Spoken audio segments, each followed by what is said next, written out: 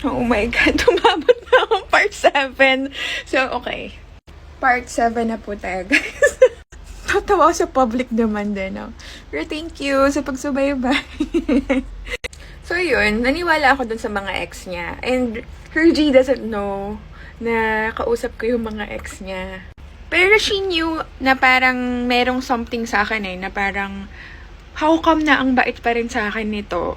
Alam niya naman na na-exposed na yung modus or yung plans, ganyan, na biktimahin ako. So, parang Hergy kind of skeptical about me. So, she told me na she doesn't want to see me anymore and she wanted to, like, go somewhere far. Mga ganun. Which I highly understand and I didn't take it against her. It's her right naman to go somewhere far and, you know, huminga ng malalim. So, I continued talking to the recent ex. Sige, parang paano ba sa papangalanan? Si X1 is yung 5 years ago or 5 to 6 years ago niyang ex. Si X2, yung ex niya like 3 years ago. And then si X3 was the recent ex. And then the other exes, parang mga ano lang yun. Extra. But the major characters are yun. Si X1, X2, X3, and Hergy. And me, the next victim. The supposed next victim.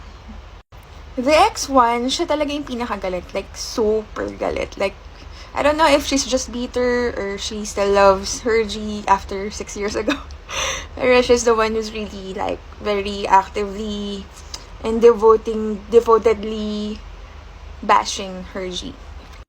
She said a lot of bad things about Hergy, like how bad the family is, how bad the sisters, how they exploited money, how she was abused, and mga ganun.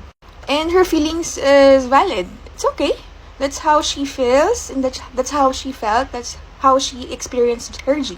And I acknowledge that, and I respect your story.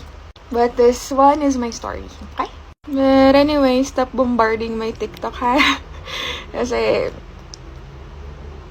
no comment.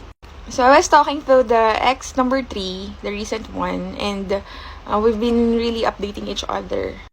Or I felt like that time na, oh my God, this girl doesn't deserve what Hergy did. Hindi niya deserve kasi super bait niya yun. Sabi ko nga, di sige tayo na lang. Char. Nasa malayong lugar kasi siya eh. So, wala siyang means to check on Hergy, ganyan. And I understand how much she was